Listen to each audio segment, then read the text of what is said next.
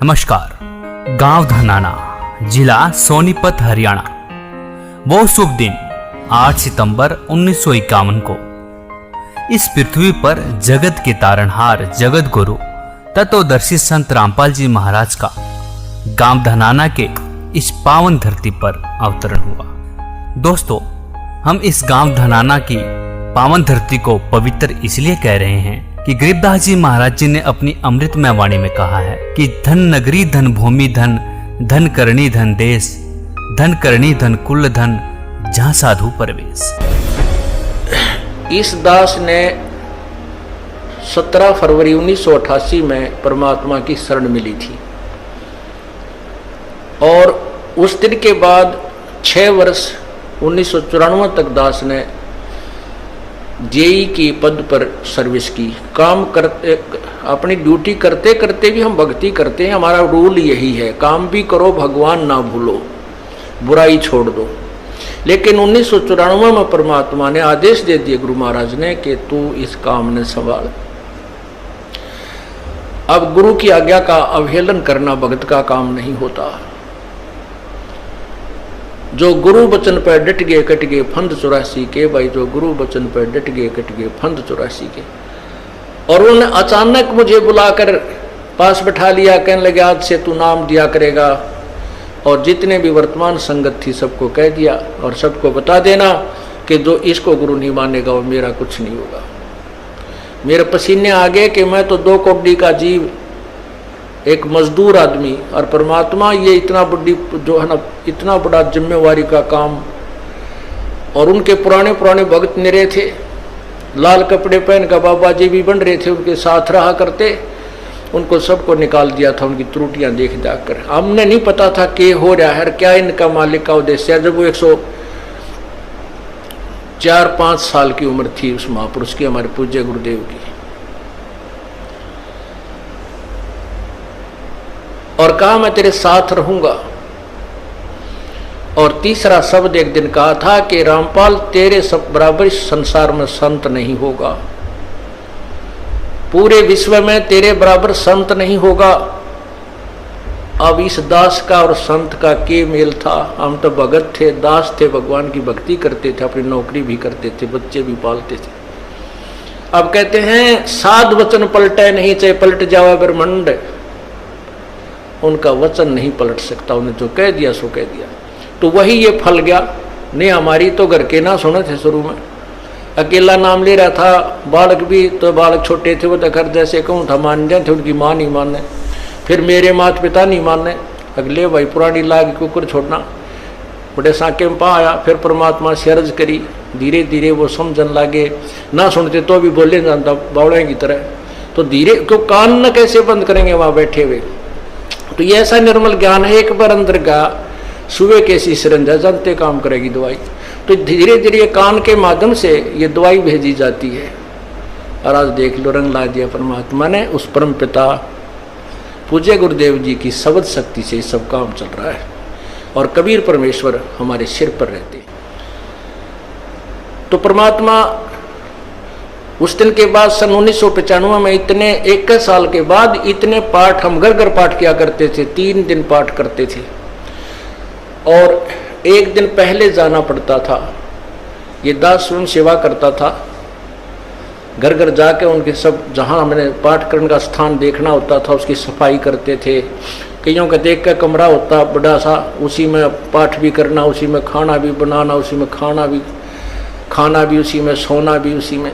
तो उस ढंग से अपनी सेटिंग कर लेते हम, इतनी जगह में पाठ कर लेंगे। तो मेरा जाना अति आवश्यक था उस समय, क्योंकि ये स्टार्ट था भक्ति का और स्टार्ट था इस 500 यज्ञ करने का। किसी को नहीं मालूम था, बच्चे थे सहयोग देने लगे। और धीरे धीरे फिर वो क्या हुआ कि इतने पाठ हो गए कि मुझे नौकरी, पहले तो क्या करता था, शुक्रवार को पाठ प्रारंभ किया। शुक्र शनि ड्यूटी करके सामने चले जाते बृहस्पतिवार को, शुक्रवार को रात में तैयारी करते, शुक्रवार को शनिवार को अब पाठ प्रारंभ करके अपनी नौकरी पर चला जाता। फिर शाम ना आ लेता, शनिवार इतवार की छुट्टी हो जाती। काम चल रहा था, वो हफ्ते में हुए। फिर होने लगे डेली अब अफसर भी दुखी और मैं भी दुखी, तो फिर उस दिन रिजाइन कर दिया परमात्मा के नाम पर। 18 साल की नौकरी होगी थी मेरी।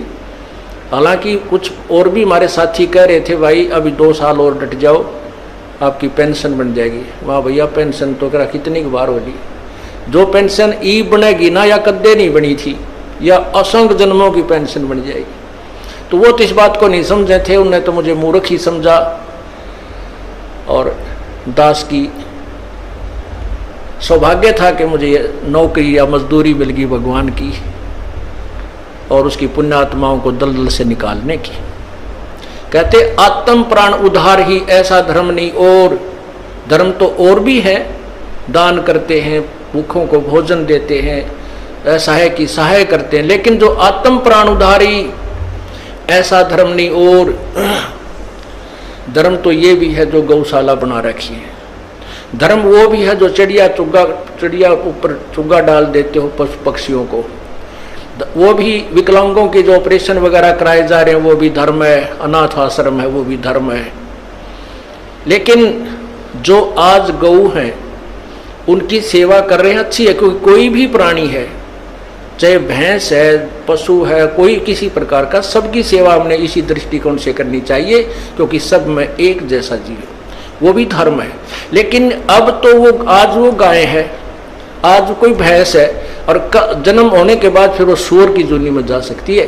उस बीमारी तो कौन छुटाएगा उसको।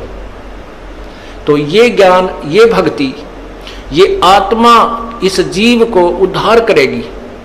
वो फिर 84 लाख योनियों में नहीं जाएगा, या तो मनुष्य शरीर होगा, नहीं सतलोक चला जाएगा।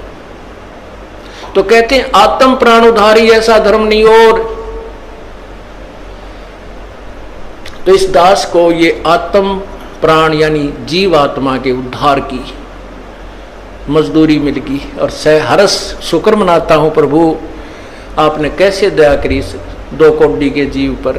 और ऐसे निर्मल भगवान की महिमा, ओए होए होए, जिसके नाम लेते हैं रूंग रूंग खड़े हो जाते हैं।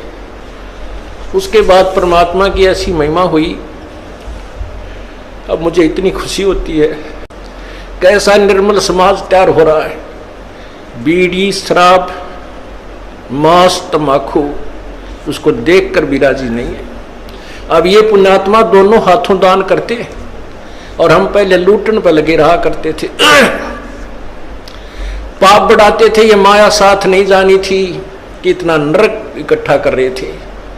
और परमात्मा क्या कहते हैं, सतगुरु के सजदा करूं कर्म छुटाए कोटि, और जो ऐसे सतगुरु की निंदा करें फिर जम तोड़ेंगे होठ। अब जो लोग बिना देखे सोचे समझे और भक्तों की, संतों की बुराई करते हैं, अब क्या बताते हैं कि सतगुरु के सजदा करो जिसने कर्म छुटाए कोट, करोड़ों पाप कर्मों से हटाकर और पुण्य कर्मों पर लगा दिया। कितने पाप कर्म बचा दिए हमारे। और जैसे ऐसे सतगुरु की जो निंदा करते हैं, कहते हैं उनके जम तोड़ेंगे होठ, यम के दूत उनके इसे लठ मारेंगे, चाहे कितने लागो, मुंह पे, होठा पे। होठ इसलिए कहा कि इस पर ज्यादा दर्द होया करे, सोई भी बुढ़ी आया करे। तो कहते हैं वो जम तोड़ेंगे होठ जो बकवाद किया करते थे, संतों की निंदा करते थे। नित्यानंद जी महाराज ने यहां तक कहा है, भाई तू ना मानता ना, ठीक है अपना और काम कर ले और कुछ कह सुन ले, पर संत की निंदा मत करिए, ये तेरे लिए बहुत जबरदस्त पाप बन जाएगा। लेकिन जो इस मार्ग से परिचित नहीं है, वो नादान बच्चे आग में हाथ दे देते, बिजली के तार को छू लेते। और ज्ञान होता सत्संग से, और सत्संग में ये काल नहीं आने देता। तो उस दिन के बाद परमात्मा की ऐसी रजा हुई कि बाग लाग गया भगवान का। और यही प्रार्थना करता रहा, परमात्मा तेरे बच्चे तुझे समझे पहचाने, दास को ये नौकरी दी है, इसमें सफल भी आप ही करोगे। इन लोगों ने तो आपको भी नहीं बख्शा था। जब जिसमें आप यहां आए थे, काशी में 120 वर्ष रहकर गए, सारा जीवन आपके पीछे पड़े रहे, उन दुष्ट आत्मा स्वार्थियों ने अपने स्वार्थ के लिए जनता को सत्य ज्ञान नहीं समझने दिया और परमात्मा को बहुत यातनाएं दी गई। अब उनकी जो यातनाओं उनके साथ जो हुए संघर्ष को देखकर इस दास का दिल डटा हुआ है कि हमारे साथ तो अभी कुछ भी ना हुआ है। जो उस परमात्मा के साथ कितना तेल के कढ़ाई में डाल दिए, कितना काट काट के घेर दिए, कितना कुएं में डाल के ऊपर तो डले ठोक दिए और फिर भी डोके न पाए। वो तो समर्थ थे और जनता कुछ नहीं बिगाड़ सकी और ना ही उनको समझ सकी। समझना चाहिए था, कुछ लोग समझे भी थे, लेकिन बाद में फिर वो ठीक ढंग से ना लगे तो भगवान ने उनको स्वयं ही रिजेक्ट कर दिया था। परमात्मा क्या बताया करते थे, कैसा ऑथेंटिक उदाहरण दिया करते थे। अपने आत्माओं क्या बताते हैं, भाई सिर साटे की भक्ति है और कछु नहीं बात, सिर के साटे पाइयो अवगत अलख अनाथ। अब शीश कैसे देना है, शीश ये नहीं भाई काट के सिर चढ़ा दे भगवान के चरणों में, ऐसे नहीं। जैसे आपको परसों के सत्संग में सुना था कि गुरुदेव को समर्पण कर दिया जाए। समर्पण का अर्थ यह है कि जो आज्ञा दे वही की जाए, चाहे वो बुरा लग रहा है चाहे अच्छा लग रहा है, उसमें हमारा हित है, अति हित होता है। और संत क्या कहते हैं, भाई बीड़ी शराब मांस तम्बाकू ये मत पीना। संत कहते हैं चोरी जारी नहीं करना, डाके ना डालना, किसी की जेब ना काटना, ये महापाप है तेरे लिए। अपना करके खाना बेटा, भगवान भजना, इससे तेरा कल्याण होगा। और हम यही वचन नहीं मानेंगे तो फिर यहाँ स्कूल में आने की आवश्यकता क्या, इस विद्यालय में सत्संग में आने की आवश्यकता क्या है। हम गलतियां भी गलती पे गलती करते रहे और फिर सत्संग में भी आ रहे हैं तो वो फेल हो जाएंगे विद्यार्थी, वो पास नहीं हो पाएंगे।